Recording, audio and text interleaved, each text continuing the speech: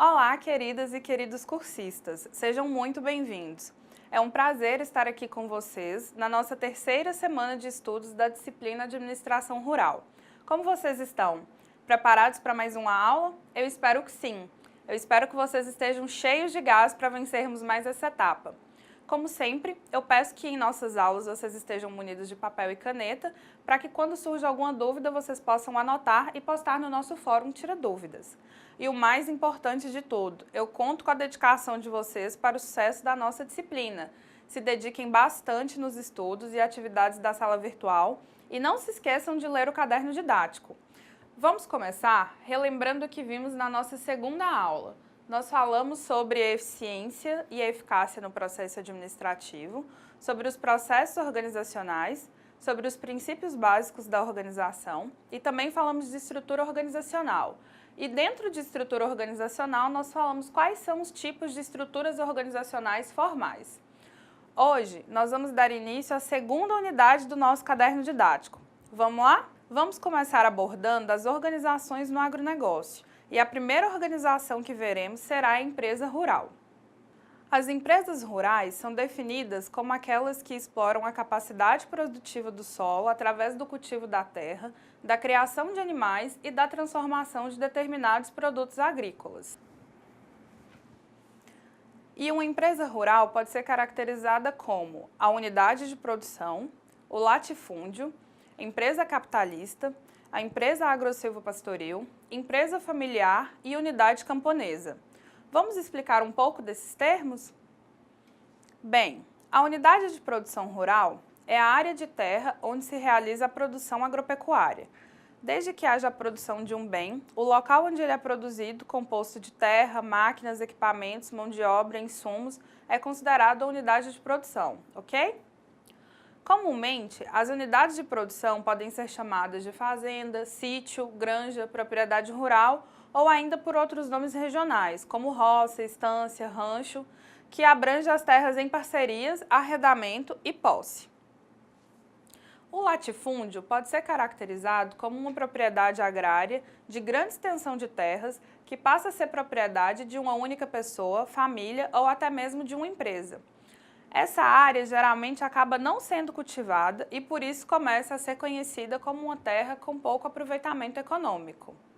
Geralmente, essas terras latifundiárias são comuns em países subdesenvolvidos e elas passam a não exercer qualquer atividade que poderia ser útil para a região onde está localizada, como, por exemplo, movimentar a economia local ou proporcionar mais empregos para os moradores dessa região.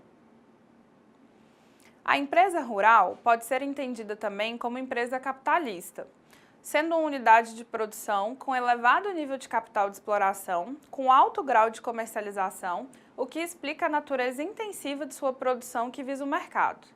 É uma unidade de produção especializada que visa lucro persistente. Numa empresa desse tipo, as relações sociais de produção são capitalistas, isso é, a força de trabalho é formada por trabalhadores assalariados, permanentes ou temporários. Já a empresa agrosilvopastoril constitui uma unidade de produção de caráter especializado ou com poucas linhas de exploração e caracteriza-se pelo cultivo do solo e da criação de animais.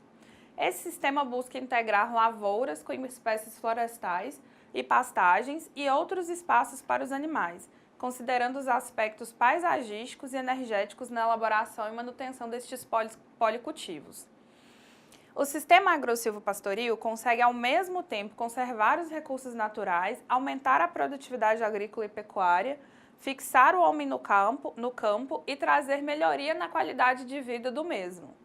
A unidade agrosilvopastoril pode ser de subsistência ou ter caráter comercial, especializando-se em um produto para exportação ou para o mercado interno. As relações sociais de produção são formadas pela força de trabalho assalariados e por membros da família também. Já o quinto tipo de empresa rural é a empresa familiar, que é uma unidade de produção com elevado nível de capital de exploração. A empresa familiar possui incentivos do governo e de instituições de crédito para a contratação de empréstimos e as relações sociais de produção são caracterizadas pela predominância do trabalho não remunerado realizado pelos membros da própria família. Uma empresa familiar caracteriza-se quase sempre por possuir um alto grau de comercialização, uma produção geralmente especializada, quando a atividade principal é a atividade agrícola, com poucas linhas de exploração, como as criações de gado ou de outras espécies animais. E como exemplo de empresa familiar, nós temos o produtor feirante, que fornece produtos para quitandas, mercearias ou escolas. Por fim, nós temos a unidade camponesa, que possui um baixo nível de capital de exploração. Aqui, as relações sociais de produção caracterizam-se predominantemente pela família. Na unidade camponesa, o grau de comercialização tende a ser baixo, pois produz essencialmente o que será consumido pela própria família. O produto comercializado geralmente é a sobra da subsistência, ou seja, a sobra do que não foi consumido pela família.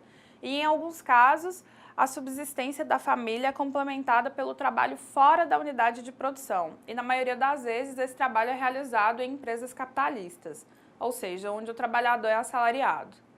É uma unidade de produção diversificada e possui áreas modulares caracterizadas como minifúndio, ou seja, uma pequena propriedade rural.